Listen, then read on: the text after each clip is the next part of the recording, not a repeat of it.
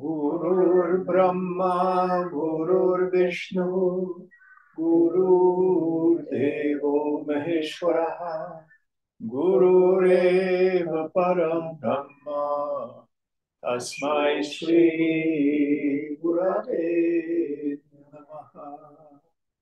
Chinmayam Vyapyat Sarvam Trilokyam Sacharacharam Tatpadam Darshitam Yena Tasmai Shri Gurave Namaha.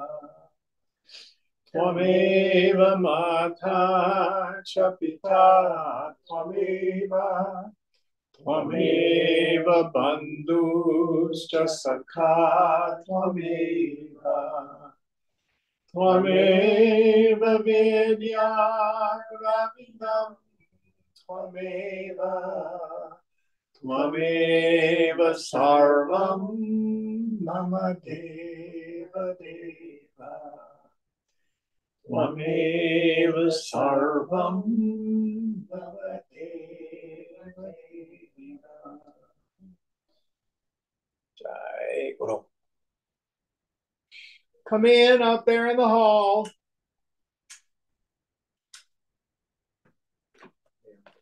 Hari Om. Did you have trouble parking? I did. Everybody did. So welcome to you all to the first session of the essence of Yogavasishtha. So this text answers or deals in depth with three questions. The first, Koham, who am I? By the way, this was the great question that Ramana Maharshi used as his principal means of practice. I have just discovered it comes from Maitreya Upanishad. That's where the question comes. That's the first question. What is my essential nature? Who am I? Then a huge part of the text deals with the question, what is this phenomenal world? It's not necessarily what we think it is. Why is that important? Because it is the people, places, things, and conditions in the phenomenal world. It's one of the elements that causes us to suffer. It's my misapprehension of what's out there, my deeply rooted belief that these people, places, things, and conditions have the power to make me happy or make me suffer. And the third question is related to the second. How has this world come about? Is it made the way a potter makes a pot? That's what the Hebrew scriptures say. You are the potter, I am the clay. So how has it come about? And there's deep implication to this, because it will also say that you and I, to some degree, reenact the same creative process by which the phenomenal world has come about. So I think this is all reasonably well-known material for all of you folks. I'm talking about this a bit for our newcomer, Ben. Is it all this making some sense to you, Ben? Sure. I don't know the context where it's coming from, but yeah. Okay. So a little bit about the text itself. It's attributed to Valmiki, but it's not written by him. Valmiki is the attributed author of the Ramayana, which is probably late Bronze Age. Maybe, I don't know, what did you guys learn in school? 1000 BCE? I think some scholars might push it as late as 8 or 900 BCE, but late Bronze Age. This text probably dates from the 600s, 700s, maybe the 800s. Many scholars think it's about contemporary with Adi Shankara. The reason is they draw on some of the same source material, yet Yogavasishtha does not quote Shankara, Shankara does not quote Yogavasishtha. Later writers will quote it. So we think it's written about that time. Who the actual author is, we do not know. The framing story is the enlightenment of Lord Ram. So, who can tell us who Rama is?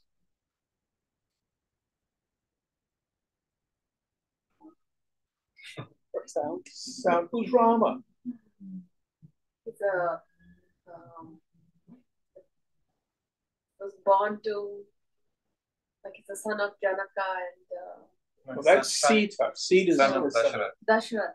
He's like one of the eldest son of Dasharath, the heir to the kingdom. Heir to the kingdom of Ayodhya. But his dad, Ayodhya, yeah. Of Ayodhya. His dad has 2 wives, or 3 wives, and he's the first son of the oldest one.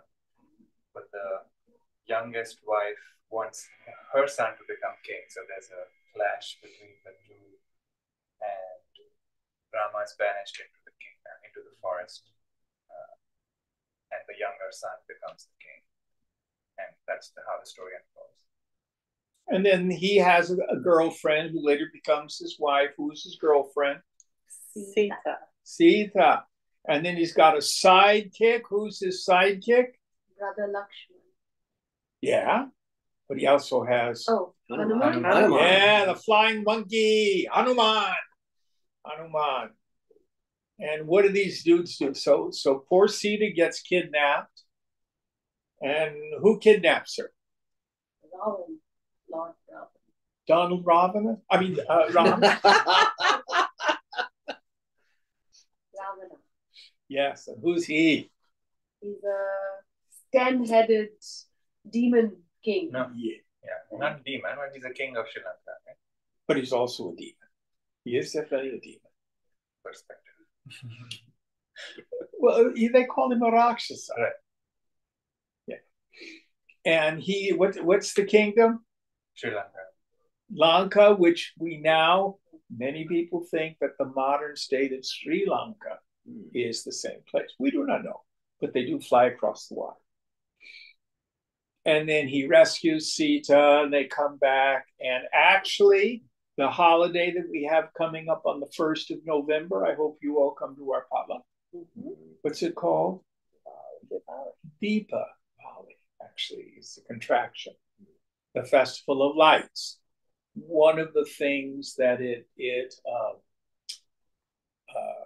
memorializes is Rama's triumphal entry into Ayodhya with Sita. So this story goes way, way back to when Ram's a teenager. So he's just a young dude. I think he's like 15, maybe 16, hanging out in the palace. And as we start our story, we're going to see what happens to him. And then the whole rest of the book is about how the court sage, Vasishtha, enlightens Lord. Okay, So, did you guys get a copy of the Mangalam, the prayer, the opening prayer? No. It's on the table. I think these kids, know it. So we just need two of them. Oh, with the big flower thing on it. Yeah. This is actually the first verse in the text.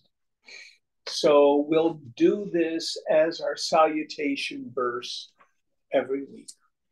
So I'll start by lining it out line by line, and you see how you can do to repeat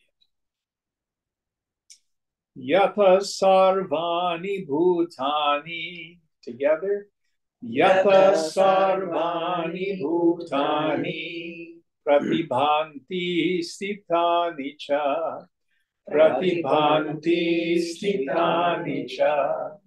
Yatraivo pashamam yanti. Yatraivo pashamam yanti. Tasmai satyatmane namaha. Tasmai satyatmane namaha. And who's reading tonight? So if you'll read the translation. Salutations to that truth principle from which all beings shine forth and have their existence, and where alone they attain quiescence or absorption. So this blessing, this Mangalam, many of our texts start with either a Shanti mantra or a blessing prayer. It is usually done to the author's guru. Remember in Viveka Chudamani that we just finished, the opening one was to his teacher Sri Govindapada, who's the essence of all bliss and all that kind of stuff. Remember it? Mm-hmm. Yes? Yeah. Here, it's not to the teacher. It's to the principle of truth itself. So this text starts from very high.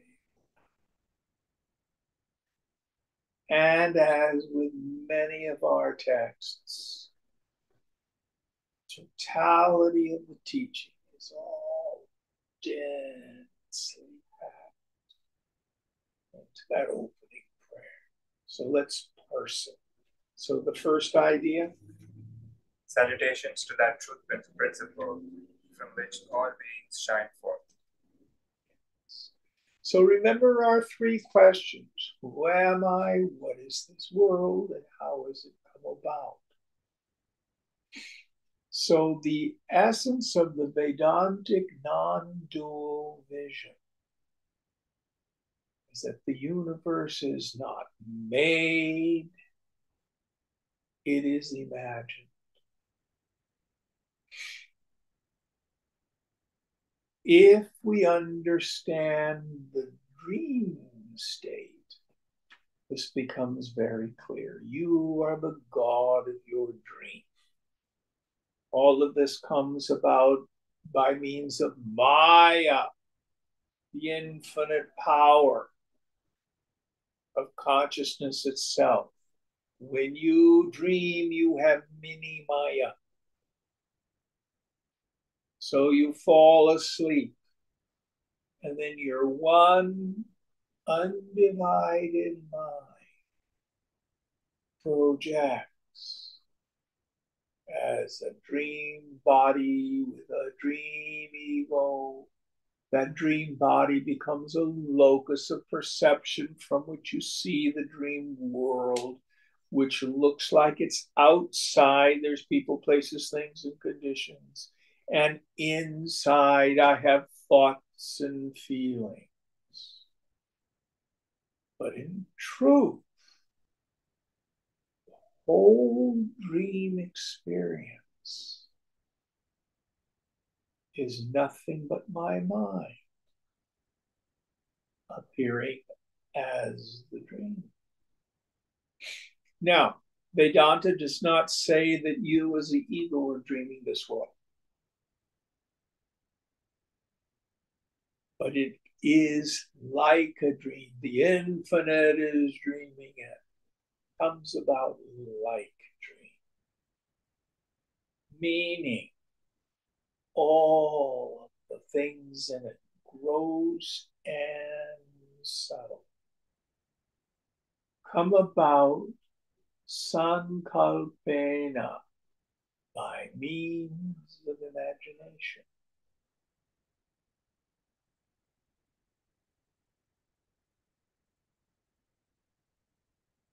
Even the Hebrew scripture comes very close to this. In Genesis 1:1, in the beginning, everything was void. This is the part that's always so cool. Help me out here if I mess it up here. Who are you? Right. And darkness was on the face of the deep or the waters. Is that correct? Yep. So what's this waters, this deep stuff that seems to precede creation? In mystic literature all over the world, water is a metaphor for consciousness.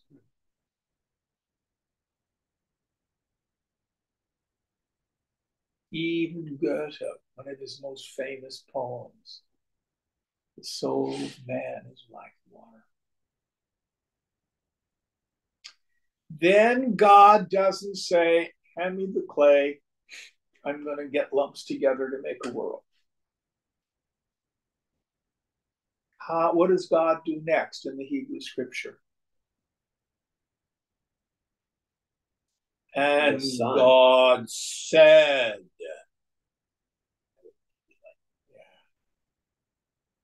And those of us who just finished going through the Shanti mantra on Saturday mornings, let my speech be in my mind, let my mind be in my speech.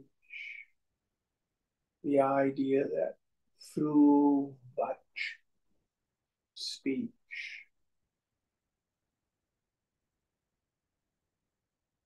that's how intention, human beings tend to think in terms of words. Another little clue on this. What's a mantra?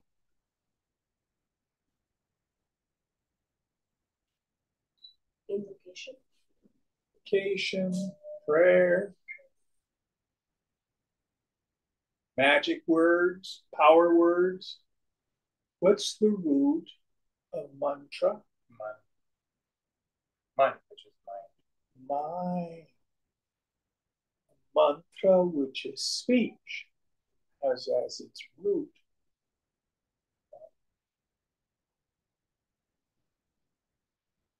So the implication here, this is one of the basic themes we're going to talk about.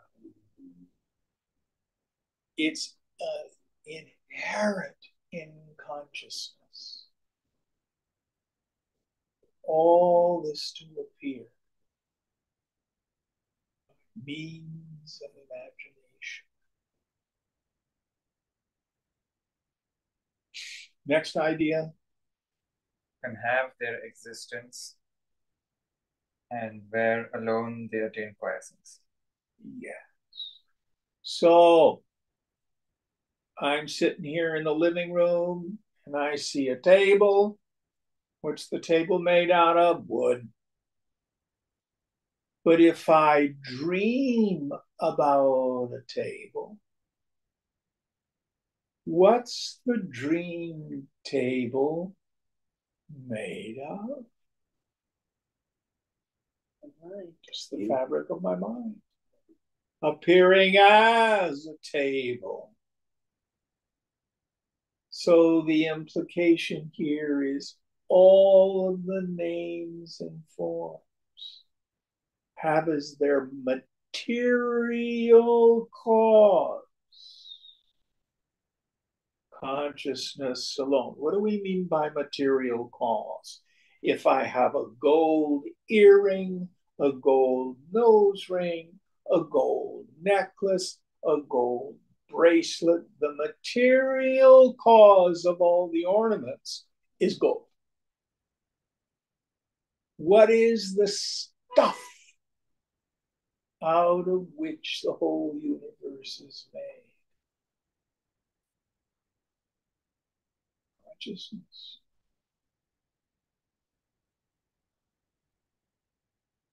You've heard me quote my favorite little Vakya from Chandogya. Sarvam Kalvidam Brahma. Sarvam Idam. That's code for all this, meaning the phenomenal world. Kalu means verily. Is Brahman. Brahman is consciousness. Now, what happens to all forms in this phenomenal world? They have a prior non-existence. They come into existence, morph, they change, and then they go out of existence. Here's an interesting question. Where do your thoughts go when you quit thinking of them? Don't know. Back into consciousness.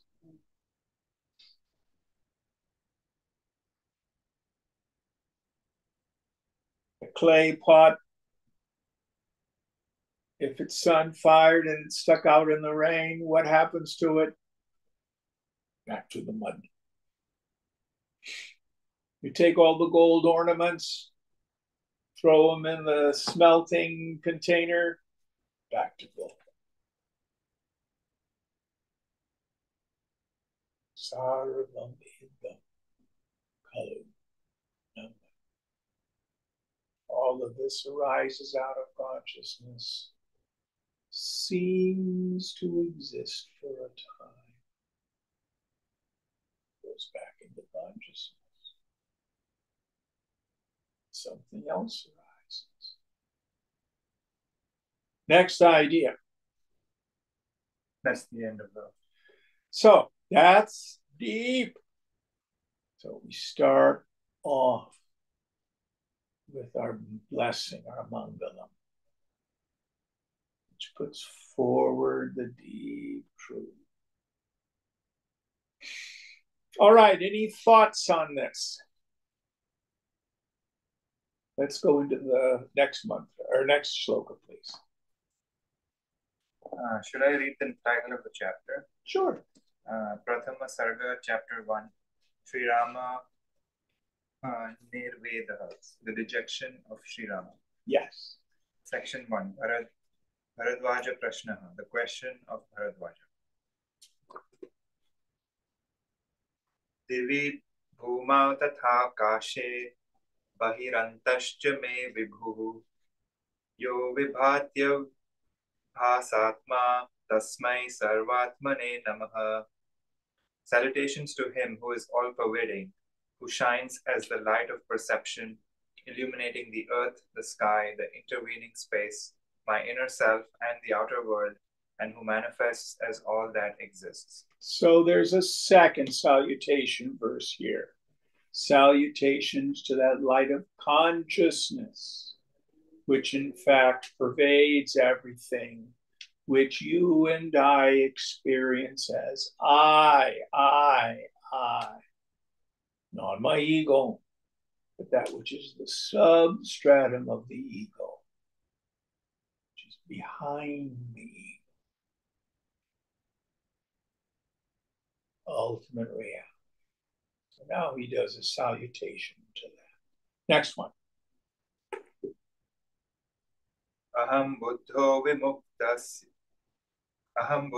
vimuktasyam iti yati nishchayah natyanta madnyo tyajnyah Snosmen Shastredhikarvan.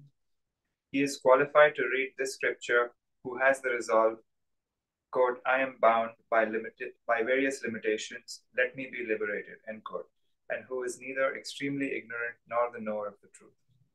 So now our author points out for whom is this text aimed? Who is the audience for this text? Who is it who's going to get value? So let's talk about for whom it's not going to do much good.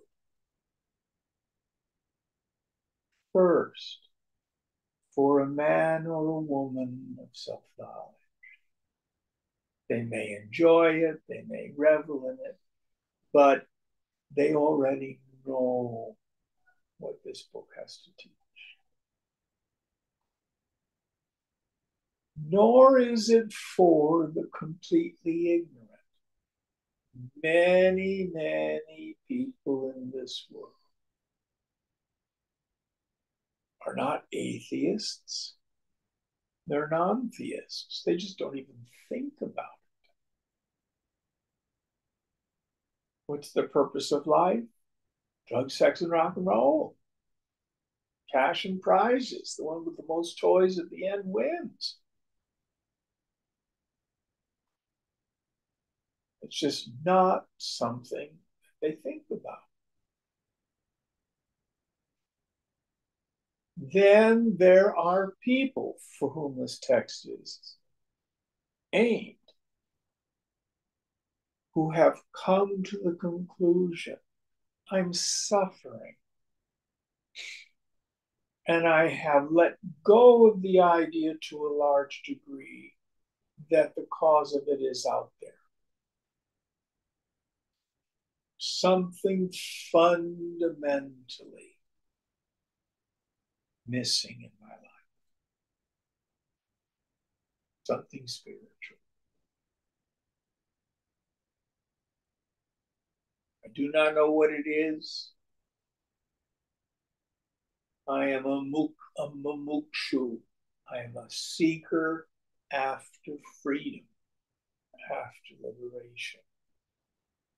Jinyasu, a seeker after wisdom, knowledge of the infinite. This is the kind of person that this text is aimed at.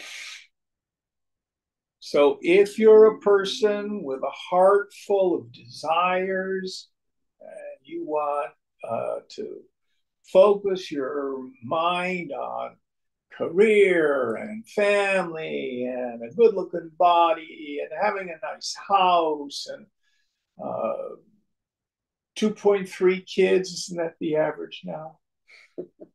And a dog. And you're concerned about the esteem of your fellows, your status in life. When the going gets tough, the tough go shopping. This is your view. This is probably not the right book for you. Go enjoy yourself. Until you, like Lord Ram, have this spiritual crisis that he has. Let's see what it is. Next verse. Guru Vasinam me kante Valmikim Sarvadarsinam Prapacha Pranato Bhutva Bharadvajo Mriduswaram. Bharadvaja, having prostrated before his all-knowing guru, Valmiki, who was seated in a secluded place, asked him thus in a soft tone. So this is our framing story. Bharadwaja is a disciple of the sage Valmiki. And so let's see what he asks. And again, this book is attributed to Valmiki. It's probably not, but we attribute it. It's a literary device. Let's see what it says. Bhagavan Jnatumichhami Katham Sansara Sankate Ramo Vyavahrito Hyasmin Karunyat Bruhi Me Guru. Lord, I desire to know how Sri Rama behaved in this difficult course of mundane existence. Preceptor, tell me that out of compassion. So Rama is considered what we call an avatar, a divine incarnation of God. He's worshipped as a god in India. And what we want to understand here is that he was human.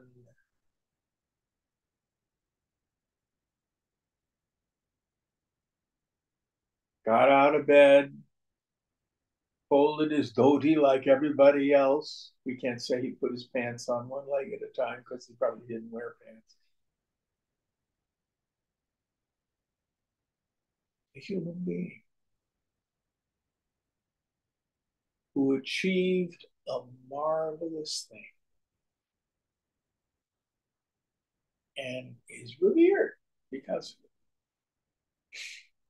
So the question here is, how did he come to have this exalted state of consciousness?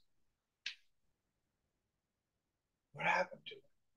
How did he go from just being a prince in Ayodhya to an avatar, a divine incarnation of God? Let's see. Valmiki Vacha Vasana Dvividha Prokta Shuddha Cha Malina Tatha Malina Janmano Hetu Shuddha Janma Vinashini. Valmiki said, Vasana is said to be of two kinds. The impure Vasana is the cause for rebirth, and the pure one is the destroyer of rebirth. Okay. Should I read the note? There's a note here. Let me back up again. I forgot to say for the new people, the Yogavasishtha is 32,000 verses.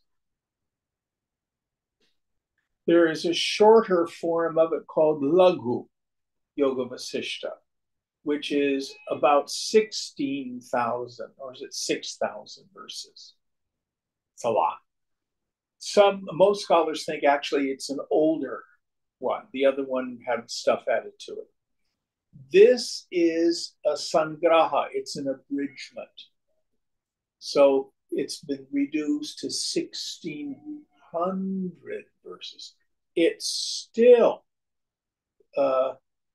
we just finished Viveka Chudamani. What was that? 560 some verses? Yeah. This is 1,600.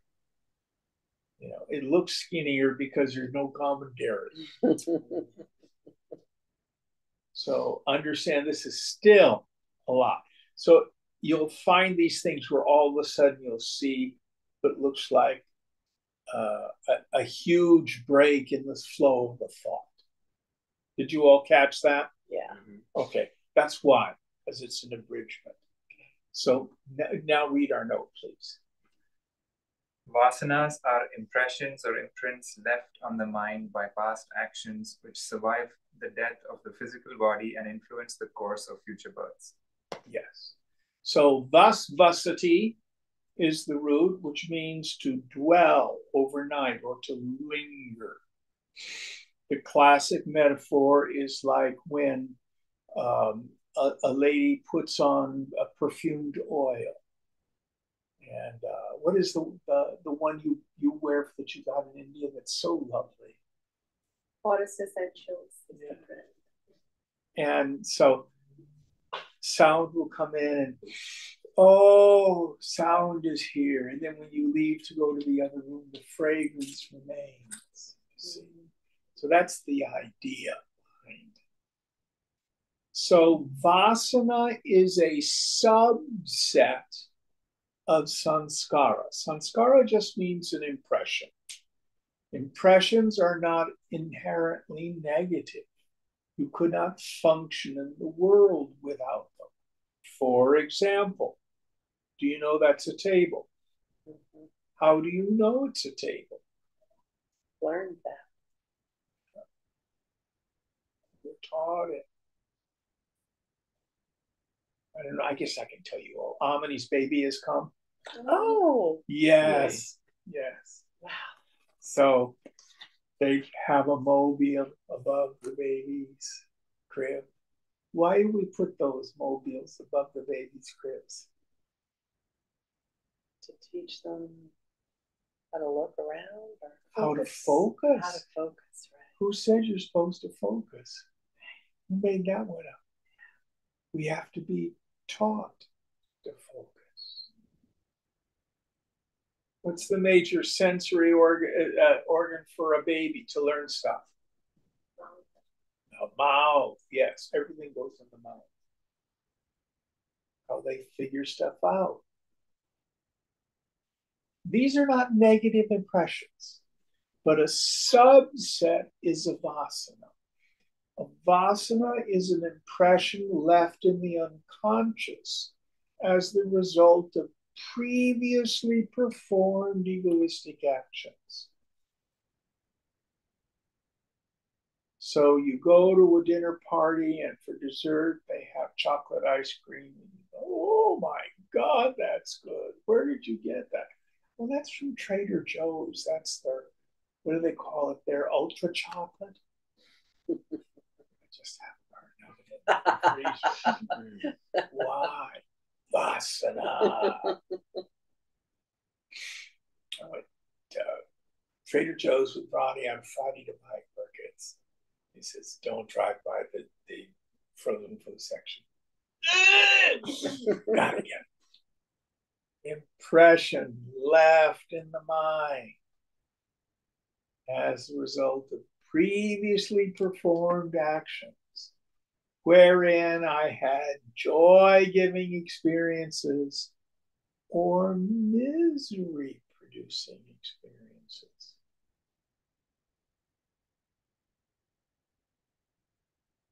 Something negative happens, oh, I don't want to do that again. Many children will have that around a food. You know, there'll be some food that they just don't like. They'll have a bad experience as a youngster. Their whole life, they don't want to eat it. You know people who've had that? Mm-hmm. Possible. We have millions of them. Millions of them. Some are impure or negative that lead us further and further into bondage.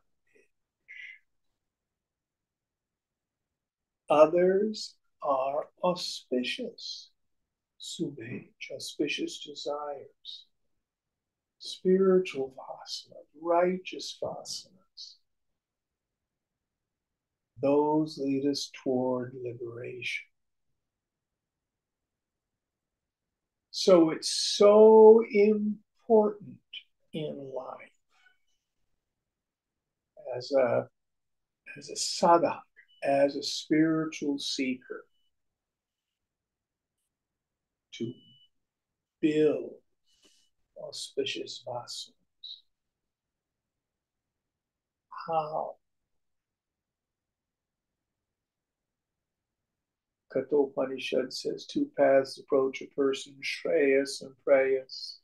Shreyas, the preferable, Preyas, the desirable.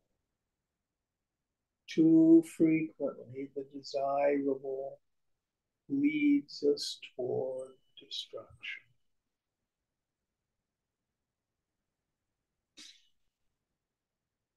Any of you have any relatives or friends who've been afflicted by, say, addiction or alcoholism? Nobody sets out in life with the thought, gee, I think I'm going to become an alcoholic and ruin my life and destroy all the people around me. You know anybody who started off that way? How did it start? This was fun. This was so fun. I want to do more. I want to do even more to get back to that same high. More, more, more, more. That's the way of the world. And that leads us into the tyranny of being completely ruled by the indulgent tendency of the mind.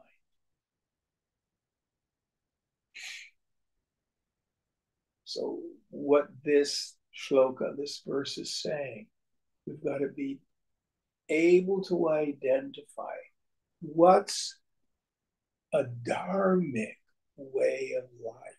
What's a way of life that's conducive to happiness in the here and now, as well as preparing us for the highest knowledge.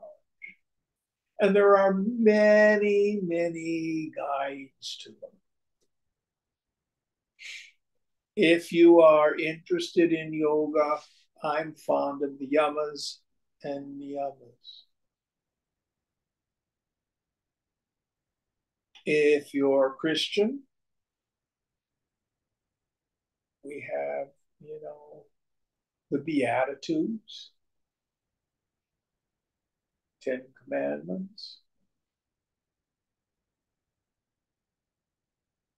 Lots of modern people like the prayer of St. Francis, which was not written by St. Francis, but it's still a good prayer. How to begin to develop intelligent ways of living in the world that are auspicious.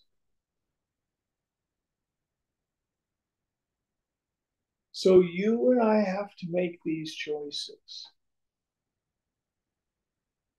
And what I always like to do is we look at public figures who are into power and revenge and lies and acquisition of wealth and greed and stuff like that. And you look at their faces.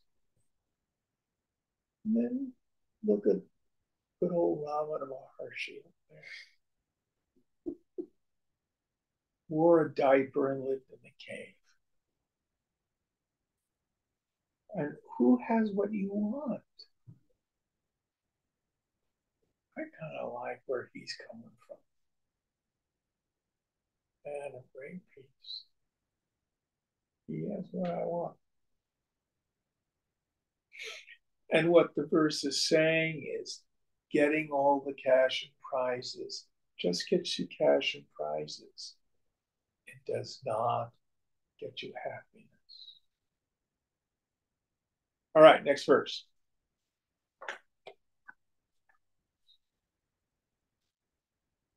Ye shuddha vasana bhuyo na janmartha bhajanam yatagneyasta uchyente jivan mukta mahadhiyah. The liberated people of great wisdom endowed with pure vasanas are said to have understood what is to be known, and do not again subject themselves to the pangs of rebirth. Yes. So we build these spiritual impressions over lifetimes. At some point, they impel us into being a mumukshu, person with a burning desire for liberation. We see that's really the goal of my life. It's the goal of the human life. And we find that there's real peace to be had. We can be free from the vicissitudes of this world.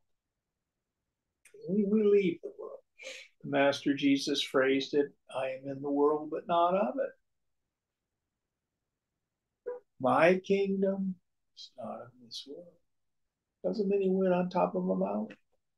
Walked the streets like everybody else. But he had a different playground. The kingdom of heaven is at hand. It's right here. Not after you die.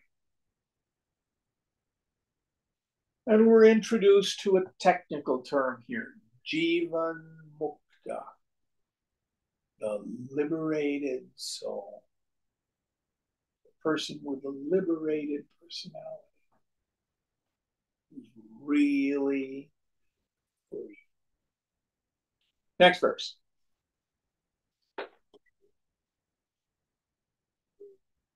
जीवन मुक्ति पदं प्राप्तो यथा रामो महामनाः तत्तेऽहं शृणु वक्ष्यामि जरामरण शान्तये.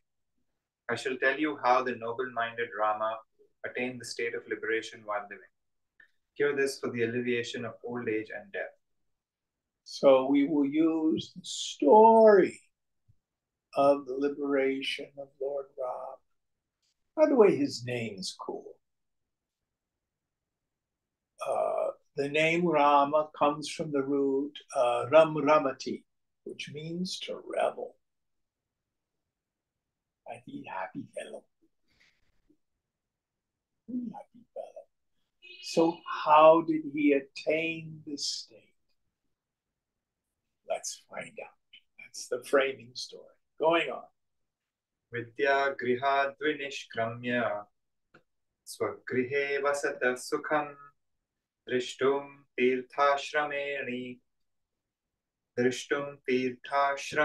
shrenihi Ramasyokta kantritam manaha. Passing out of the school of learning and living happily in his house, there arose a longing in Rama's mind to see the multitude of holy places and hermitages. So he had his school. His schooling is Gurukula in the palace. He learned his letters. He learned the rituals. He probably learned, kingdom administration, or whatever it is that young princes are taught.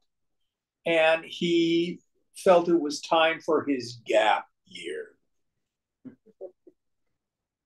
So in old-timey days in aristocratic families in Europe, and I guess at least East Coast families, after a kid would finish high school or sometimes after college or before college, they would go off for a year or two and go on adventures. This is what Ram wants to do. He's having his gap here. He wants to go out into the kingdom. He's been isolated, cloistered in the palace. See what's in the world. Next one. Tata pitara tirtha yatrayartha mudhyatah nadi tirani punyani vanyan yatani cha sadrishya punaragatya gehe sa nyavasat sukham. Then, saluting his father and intent on pilgrimage, he visited the banks of holy rivers and forests, which were also resting places of sages. Returning again, he lived happily in his house. So he goes around the world, and while he's out there, he visits holy places, visits some sages. We don't hear too much what else went on, but he very likely saw poor people, saw dead people, saw people in the field working very hard, saw sick people, saw suffering. So he comes back and, he's an ordinary teenager. He didn't think about it that much. And, gets on the phone and goes looking at TikTok. See what happens.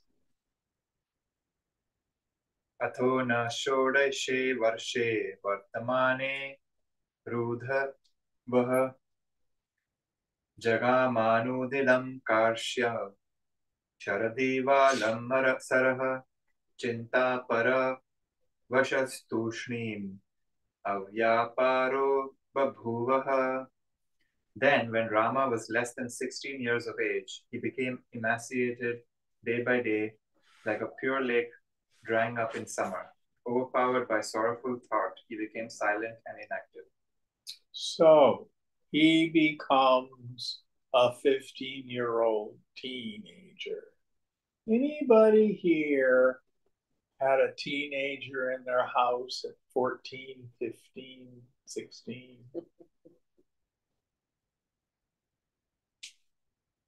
But Rob's a special case here. It's not just raging hormones.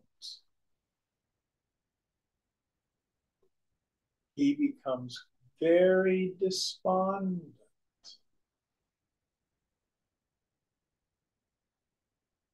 Maybe he's clinically depressed. We'll put him on Zoloft. Is that what it is? This kid who has every privilege, kind of like Prince Harry. And he's despondent. Going on. Section 2, Vishwamitra Agatam. The arrival of Vishwamitra. एतस्मिन्नेव काले तु विश्वामित्रो भगात् ऋषिः तदा दशरथो राजा पद्यं निवेद्य च. Even during this time, the sage Vishwamitra arrived there.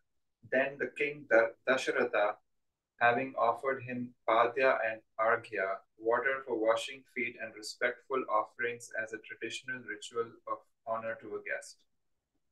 So Vishwamitra is a sage who lives in the forest. Now, Dasharatha is a kshatriya. He's a warrior caste. He's a king, and the Brahmin sage comes, so he offers him the rituals of not only a guest but a sage. And now he's going to do something that happens all the time in these stories. He gets a boon and then regrets the boon. So let's see what happens. Pranjali prayato bhutva Vishwamitra abhashata tirtha bhutosi me brahman prapta paraprabhatikamaha. Subdued and with folded hands, he Dasharatha spoke thus to Vishwamitra. O sage, having come here, you who are supremely pious and virtuous have become worthy of veneration by me. And I think in America we pronounce it pious. Pious. Yeah. So, for us Westerners, when you and I go to someone's house, we usually bring them a bottle of wine or a bouquet of flowers because they're doing us a favor. In India, it's the other way around. The guest is God. You have blessed the house by showing up. And if you're a sage, if you're a holy person, so much merit accrues to that household. So here, the king is very, very happy that Vishwamitra has shown up. Very happy about it. So let's see what he does. Next verse. Kascha te parabakava kincha te karavanyaham tatra javachanam shrutva Vishwamitrobhya bhashata. What is your supreme wish? What shall I do for you? Having heard the words of the king, Vishwamitra spoke to him thus. So he says, whatever you want, dude, you can have it. Now, when the king says he's going to do something, he must show up as a man of his word.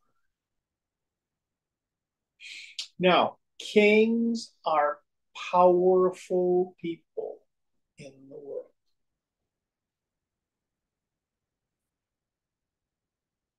If you want to be a powerful person in the world, right here is the fundamental character trait to acquire: integrity.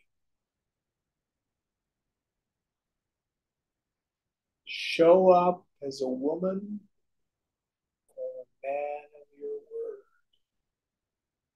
When you say you're going to do something, you do it.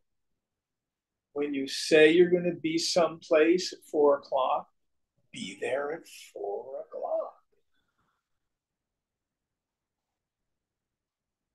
Say you're going to finish a project at work, finish the project at work. Way back in the 70s, there was an organization called EST. Anybody remember EST?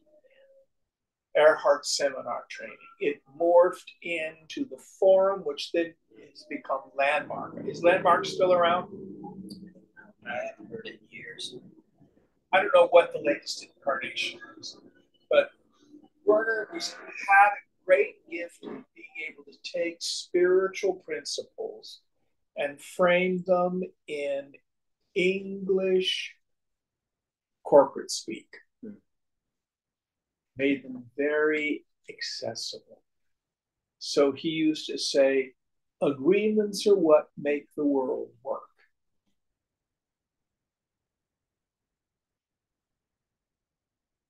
That's what makes things happen. People agree, and then they do what they say they're going to do.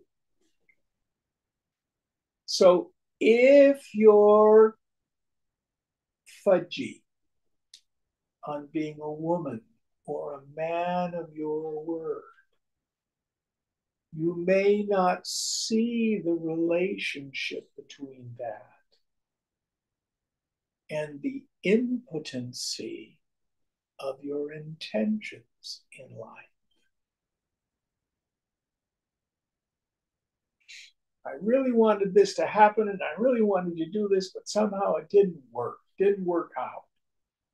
I feel wimpy. I feel impotent. And as we get later into the text, we'll see why. When we start studying this whole science of sankalpa, of intention. But a place to start is to align your actions with your word, your intention. Line them all up. Show up in the world as a person of your word.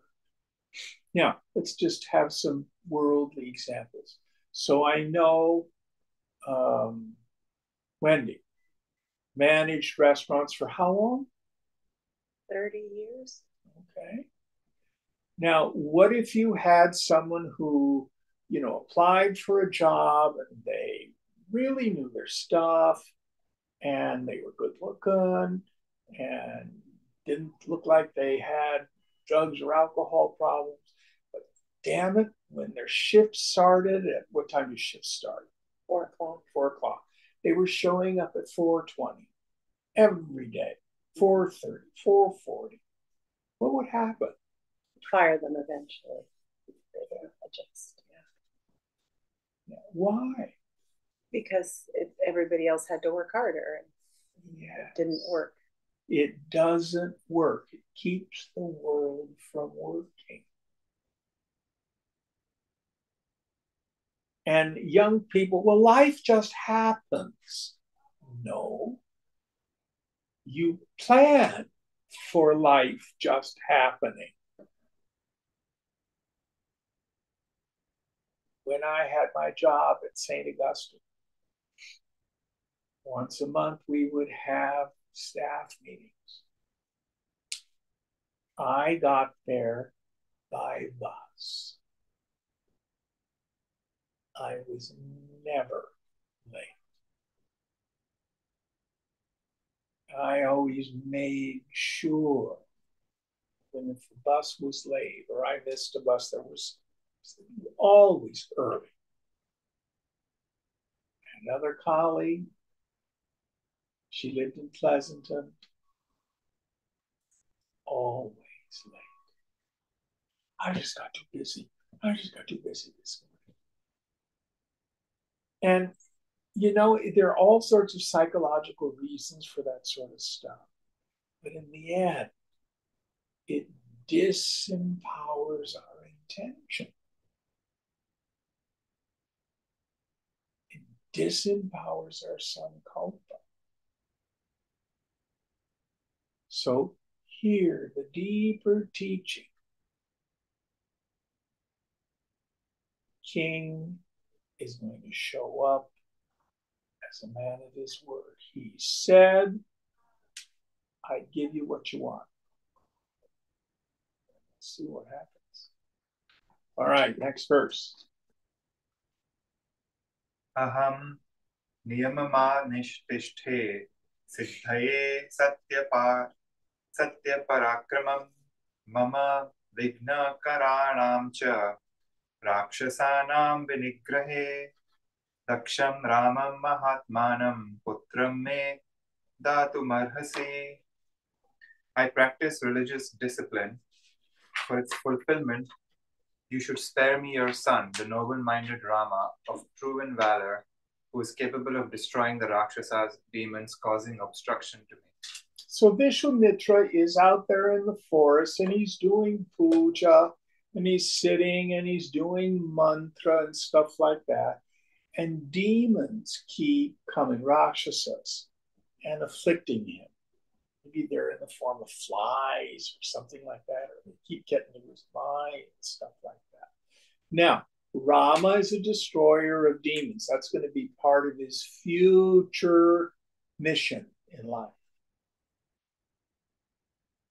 But Vishwamitra has said, send your 15-year-old kid into the forest to vanquish a bunch of demons. King goes, oh, what did I do? But I'm a man of my word. I honor his request. Next verse.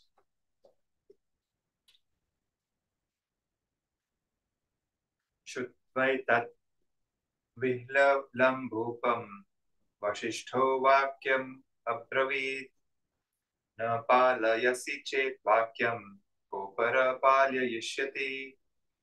Vasishtha told these words to the king, who was perturbed on hearing this from Vishwamitra. If you do not keep your words, who else will honor them? Yes.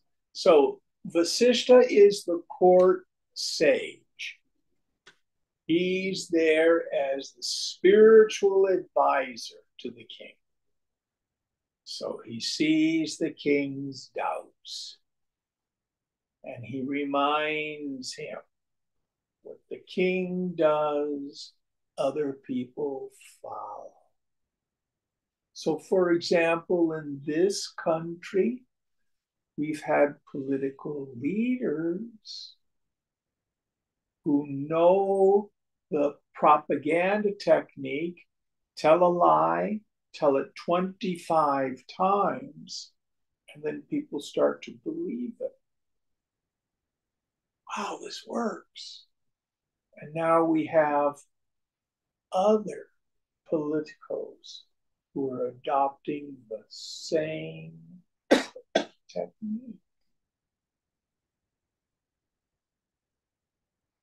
It lacks integrity, undermines society. But what the leader does, subordinates start to imitate. Happening back in history as well. So Vasishtha says, you've got a duty here. Show up as a man of your word. Going on.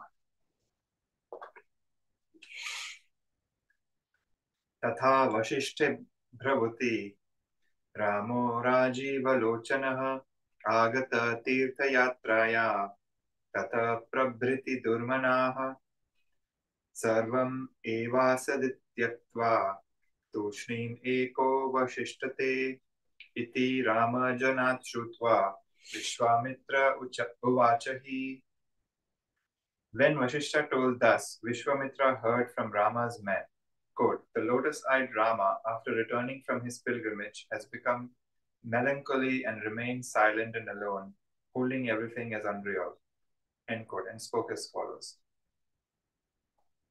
So now we begin to hear what's been happening to young Ram while all this has been going on. He's sitting there in his room playing video games, despondent, isn't doing ritual, isn't fulfilling his particular duties as the prince. He's despondent and melancholy. He has come to a place where he can't see any purpose for life. How did he get there? And what has he seen? Now, for those of us who have done at least some study of Buddhism, you're going to find an echo in this story here. It is an echo of the story of the young Siddhartha when he leaves the palace. So literally, that's where they got this stuff. They borrowed it. All right, going on.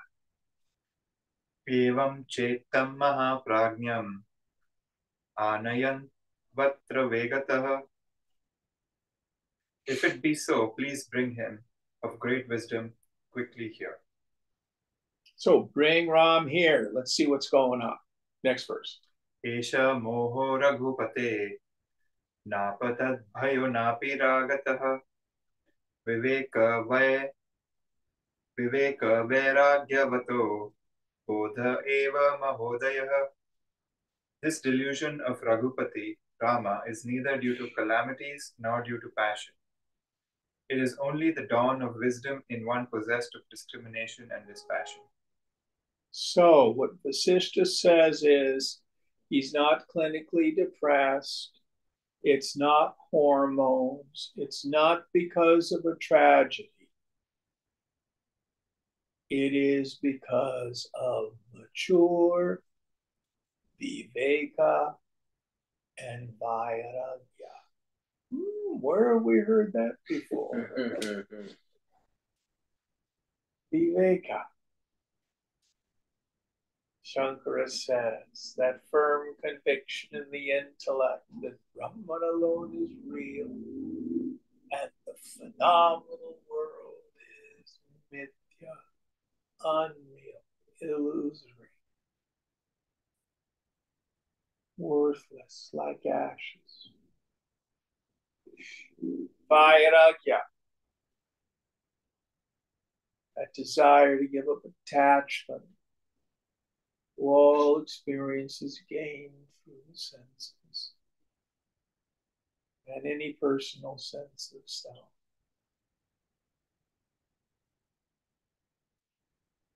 So he has let go of his attachment for the world, but he has yet to discover his own essential nature. So that state of great ennui, of boredom, of feeling that life is worthless, what's it all about? We call it a midlife crisis. I got all the things that I thought were going to make me happy, and they didn't do it. That is a very high state. You go to a psychotherapist and they want to put you on meds. What you need is yoga. All right, we'll stop here. What verse are we on for next week? 22. Om Purnamada Purnamidam Purnat Purnamudachyate Purnasya Purnamadaya Purnamevavashishyate. Om Shanti Shanti Shanti. Hari Om Sri Guru Pyo Namaha. Hari Om.